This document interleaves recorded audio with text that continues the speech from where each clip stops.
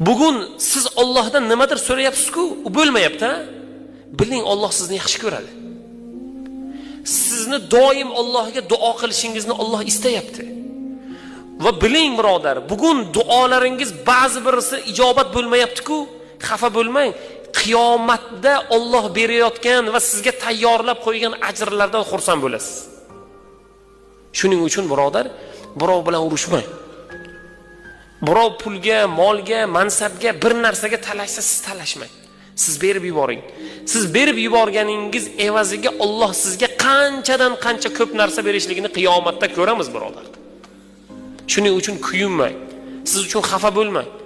Ba'zi bir narsadan bugun qiyinchiligingiz yoki pulingizda, yoki badaningizda, yoki qalbingizda, yoki bir ishingizda bir muammo va u muammo bugun hal bo'lmayotgan bo'lsa, siz xafa bo'lmang. Xursand bo'ling.